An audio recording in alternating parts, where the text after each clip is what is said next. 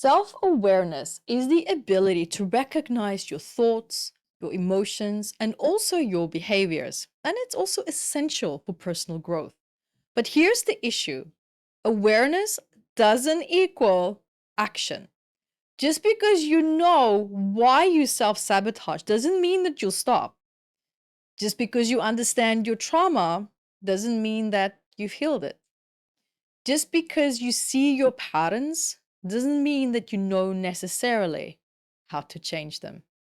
Today is going to be a very deep conversation. I look forward to today's episode. And if you're new, remember to subscribe, stay up to date. Also join me every Wednesday for my free weekly masterclasses at matmasterclass.com.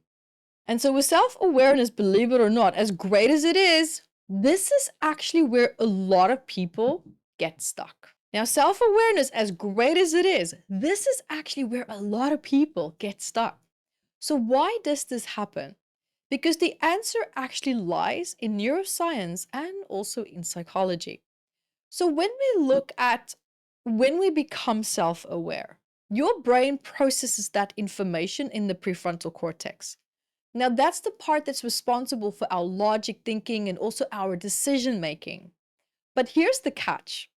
Self-awareness alone doesn't activate change. That's because behavior is controlled by much deeper parts of the brain, like the limbic system, also the basal ganglia, which runs on autopilot. Here's how it works. So we have the prefrontal cortex. This is our thinking brain.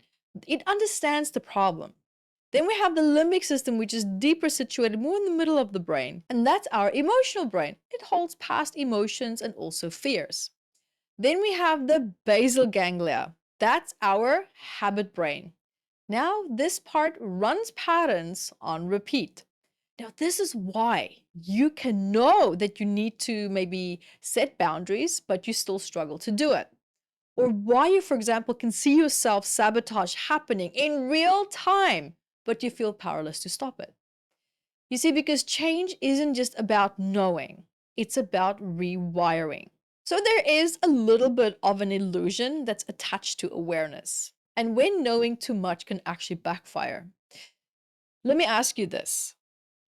Have you ever felt like the more you analyze yourself, the more stuck you actually feel? This is called analysis paralysis. Now, the more self-aware you become, the more problems you see. The more problems you see, the more overwhelmed you feel.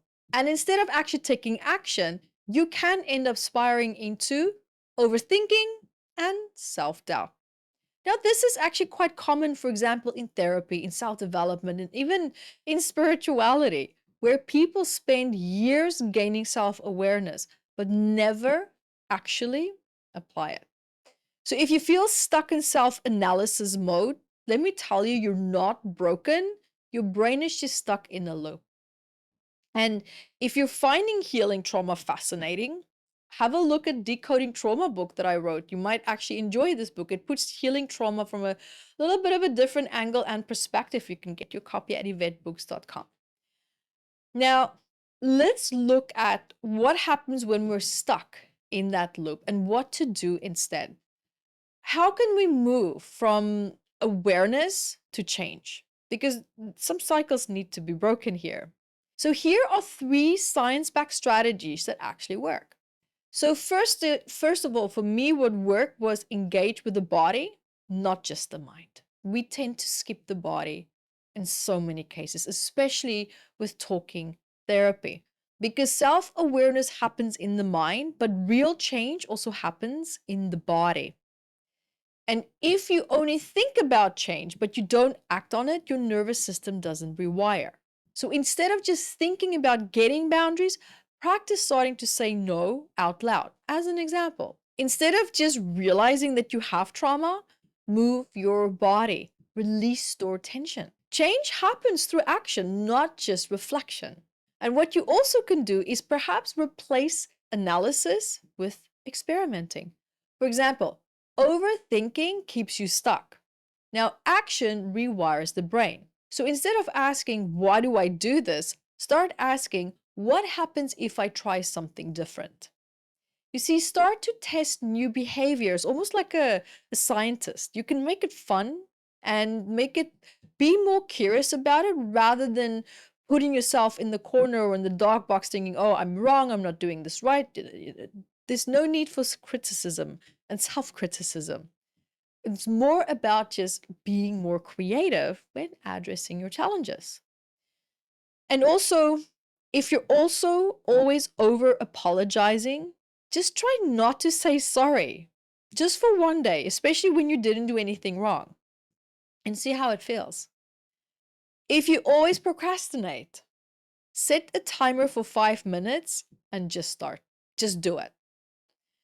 So you see, these small experiments starts and shifts neural pathways, and overthinking, it really doesn't. Another point that you probably know by now, if you watch my episodes, we love to regulate the nervous system. So if you feel stuck, it's very likely that your nervous system is overwhelmed. And chronic stress is going to keep you in that fight and flight or freeze mode, making it impossible to take action. It's going to feel really, really hard. So what you can do is breath work. You can do meta psychology coaching, my healing technique. You can do grounding exercises.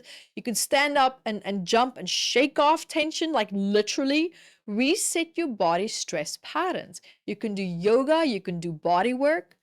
Because when your nervous system feels safe, that is when true change is really going to start to kick in. So some final thoughts that I want to leave you here with is the real question isn't why am I like this? It's more about what am I willing to change today? And some questions that I want to ask you is what's one pattern that you've been stuck in for too long? What small action can you take today to shift it? And how can you stop analyzing and start experiencing?